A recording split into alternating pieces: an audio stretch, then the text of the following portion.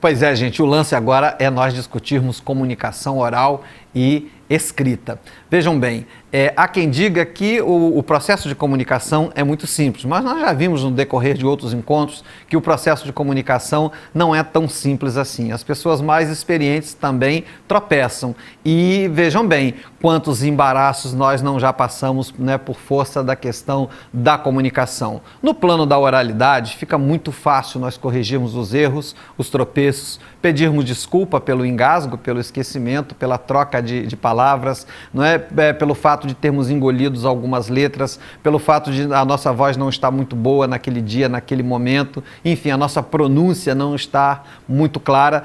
Até mesmo os jornalistas mais experientes, não é? Passam por alguns perrengues no momento da comunicação oral. Agora, vejam bem, a comunicação escrita, ela é muito mais exigente por sua formalidade. Sabem por quê? Porque ela fica documentada.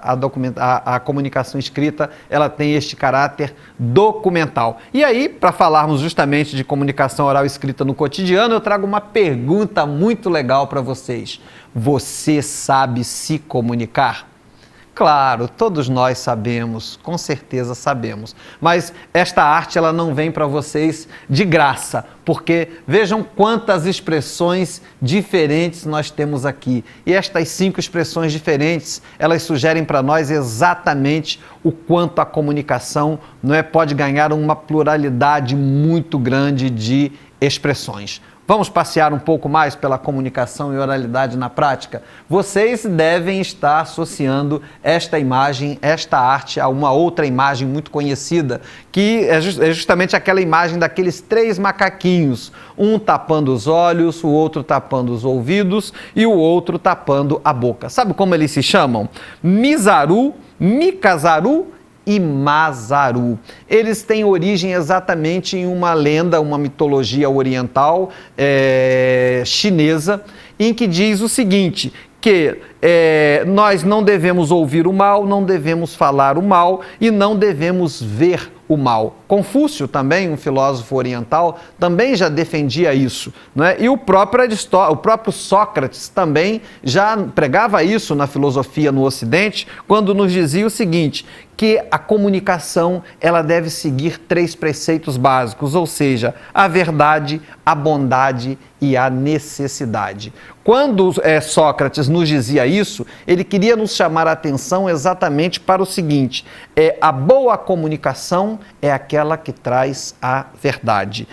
A boa comunicação é a que promove o bem, a que promove a bondade. E no mais, a boa comunicação é aquela que se dá por força da necessidade. Por isso, os antigos, as pessoas de nossas famílias diziam que a palavra é de prata, mas o silêncio é de ouro. Então, esta ilustração, esta imagem nos chama a atenção exatamente para nós refletirmos sobre estas possibilidades. Quando é que exatamente devemos nos comunicar e de que maneira nós devemos nos comunicar? Vamos falar de comunicação oral e escrita na prática? Por isso, nós vamos trabalhar os gêneros textuais acadêmicos orais. Olha, no plano da oralidade, no contexto acadêmico, nós temos a aula, a conferência, o congresso, o debate, a entrevista, a mesa redonda, o painel, a palestra, o pôster, a roda de conversa, o seminário e o simpósio. Muitas dessas peças de produção textual oral são muito conhecidas de vocês, outras nem tanto. Portanto, pode ficar uma certa dúvida entre a similaridade entre um gênero oral e outro. Vamos esclarecer algumas dúvidas sobre isto? Vejam bem, o que é um congresso? Nós não estamos falando do Congresso Nacional, nós não estamos falando do espaço físico lá no Distrito Federal, não é chamado Congresso Nacional. Não, nós estamos falando de congresso, uma peça textual acadêmica que se vale da comunicação oral, da comunicação falada. É um momento utilizado para apresentar pesquisas e estudos científicos de determinada área de conhecimento. Os debates entre palestrantes e públicos são abertos e feitos em módulos ou sessões. Esse tipo de evento pode durar 3 ou mais dias. Então, por que eu chamo a atenção do que seja o Congresso e deixo este registro para vocês, para que vocês não confundam com uma outra situação de oralidade acadêmica que eu passo a seguir, que é justamente o simpósio. O simpósio é uma reunião que também discute um determinado assunto. A diferença é que não são apresentadas pesquisas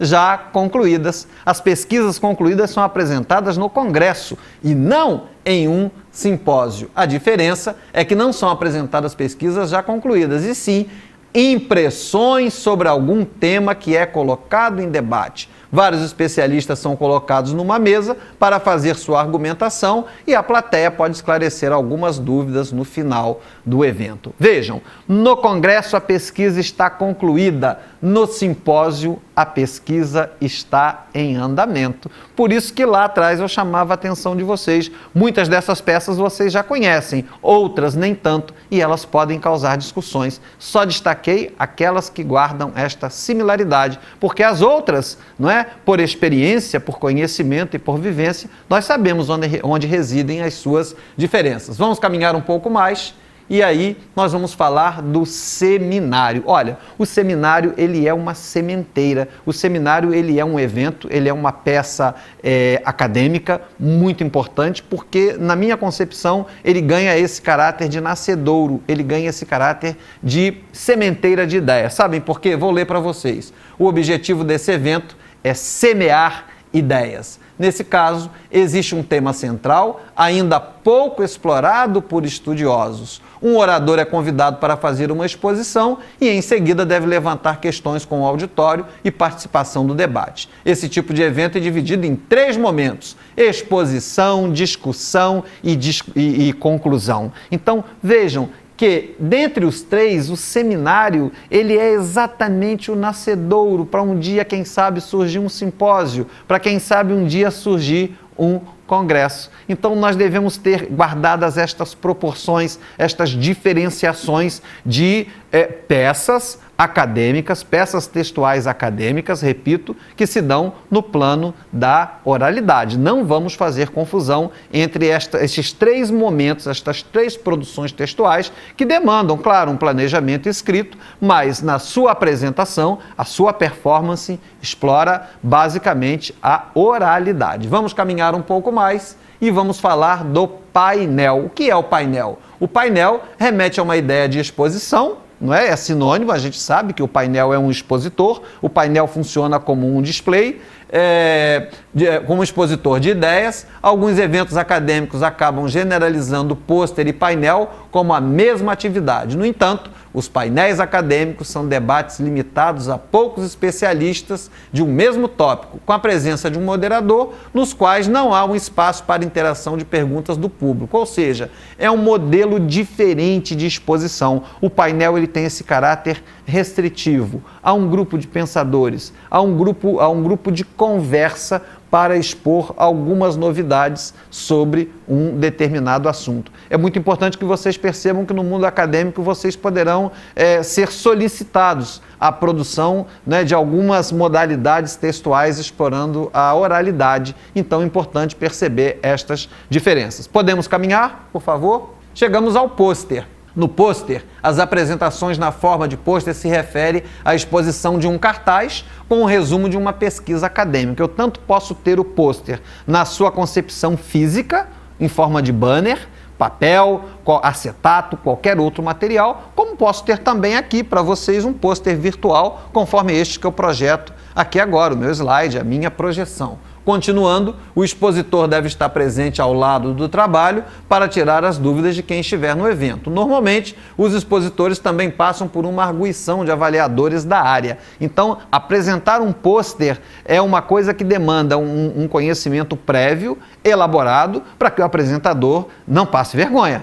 para que o apresentador não fique de saia justa. Quando eu venho aqui trazer esta abordagem para vocês, na verdade, o que eu estou fazendo é me valer desta condição de apresentar alguns pôsteres, não é? E isso não me livra, não me exime da possibilidade de um equívoco, de um tropeço, qualquer que seja, mas estou no plano da oralidade, em tempo hábil, exatamente de retificar alguma informação, algum equívoco, como agora, por exemplo, quando eu gaguejo, quando eu tropeço, ok? Podemos continuar, por favor? E aí os gêneros acadêmicos escritos, aqueles que ganham aquele caráter formal, aquele caráter documental. Vamos ver?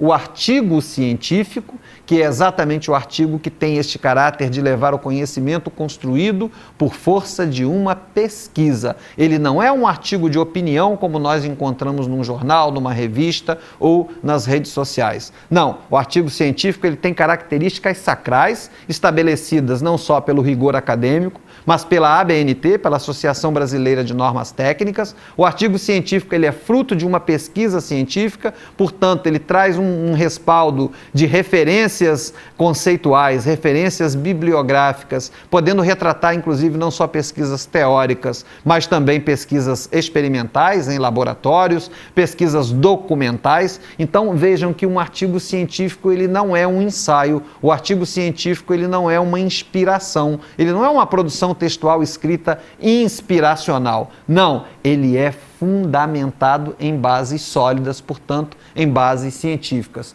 Temos a dissertação, uma tipologia textual que nós já vimos, argumentativa ou expositiva, ela nos traz o mundo comentado, então vejam bem, nós já falamos sobre isso em aula anterior. Temos o ensaio é uma livre escrita, uma livre manifestação do pensamento que comporta até uma boa dose de ficção. Então o ensaio ele é uma produção muito mais desabrochada, ele é uma produção textual muito mais vulnerável, não é, a condições de crítica, porque o próprio nome já diz, ele é um ensaio, é apenas uma apresentação de possíveis ideias, sem um compromisso de uma demonstração balizada em conhecimentos científicos. Nós temos o fichamento. Gente, é muito comum o aluno brincar e dizer assim, professor, quais são as páginas do livro que eu tenho que fazer o fechamento? Não, fechar o livro é fechar as suas páginas. Fichar um livro é fazer um levantamento de dados, ideia central, ideias secundárias defendidas pelo autor, os argumentos principais, as informações, os conceitos básicos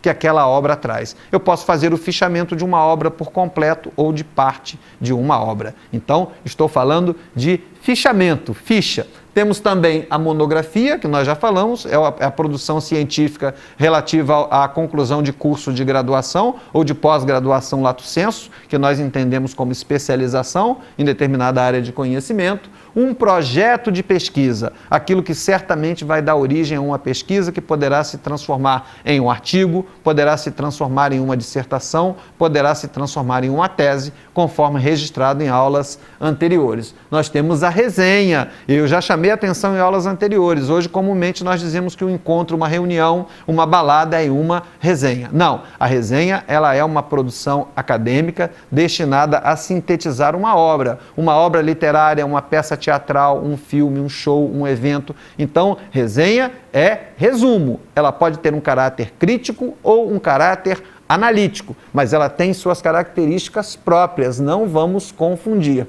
Temos também o resumo, que é apenas uma síntese de um conteúdo textual maior, para que eu, ao me encontrar com o resumo, eu possa decidir, eu possa ter discernimento se o texto original traz o que me interessa ou não.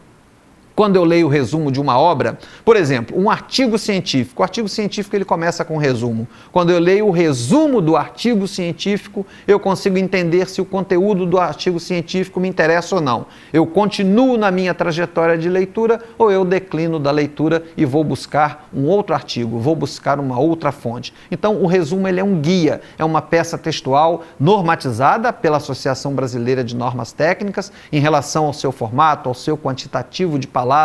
Então, cuidado, quando os professores exigirem de vocês a confecção de um resumo, nós vamos pesquisar qual é a norma da ABNT que nos orienta a produção correta de um resumo. Gente, resumir não é copiar, colar. Resumir não é fazer Ctrl+C e Ctrl+V. Não, não. Resumir tem técnica. Esta produção textual ela é acadêmica e ela é normatizada. Muita atenção. E também a tese, que é o trabalho de conclusão de curso na modalidade de doutorado. A dissertação para o mestrado, a tese para o doutorado e a monografia para o curso superior ou a pós-graduação lato sensu. Tudo bem? Vamos caminhar um pouco mais e chegamos aos gêneros textuais digitais, ao hipertexto, também já falado em aulas anteriores, e nós vamos ter condição de retomar este assunto, né? E hoje, cada vez mais na nossa rotina pessoal, na nossa rotina profissional, nós operamos com o hipertexto. E nós vimos que a condição do hipertexto é uma condição múltipla, que ele ganha heterogeneidade, não é? Ele ganha uma multiplicidade muito grande, ele tem um caráter de incompletude e um caráter simbólico muito poderoso pela sua força semiótica. Nós já falamos aqui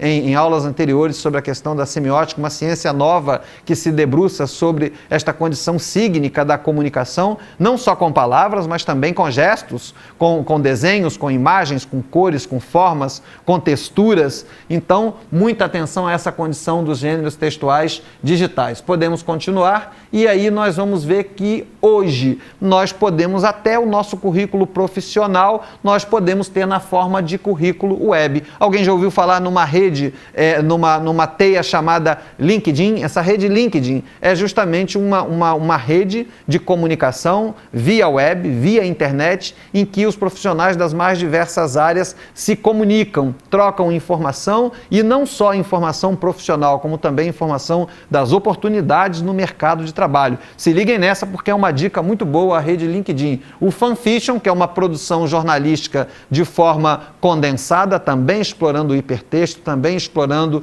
o espaço virtual. Nós temos ainda o GIF, que é justamente o Graphics Interchange Format, que é justamente aquele conjunto de imagens imediatas pelas quais nós remetemos algumas informações muito importantes. Nós temos as playlists musicais, que nós tanto exploramos hoje na nossa vida cotidiana. O próprio podcast, que é um bom condutor de notícia. A Globo News, por exemplo, né, tem conquistado uma audiência enorme com essa produção de podcast, porque é uma forma auditiva de nós termos contato com algumas informações condensadas. O próprio vlog, que é a versão do blog, mas em forma de vídeo. E também o Wiki. O que é o Wiki? O Wiki é uma produção textual compartilhada via site específico. Toda a gente já ouviu falar na Wikipédia ou Wikipedia em inglês. A Wikipédia nada mais é do que uma concentração muito grande de wikis, que é justamente um website em que os seus utilizadores, eles são mediadores, eles fazem um trabalho colaborativo, não é? De edição do próprio conteúdo, e o conteúdo vai se ampliando com a colaboração, com a coprodução de todos os participantes. Com esta discussão, com este encontro com os gêneros textuais digitais, nós resgatamos aquele entendimento do que seja hipertexto e dessa condição de hipertextualidade tão útil à produção de textos acadêmicos. É importante que vocês explorem bastante estas possibilidades. Por quê? Porque o texto acadêmico hoje ele se torna muito mais ao alcance, não é, de todas as pessoas, de toda a sociedade, sobretudo com esta possibilidade da hipertextualidade, ok? Explorem bastante, desejo a vocês bons estudos, contem sempre comigo e até a próxima.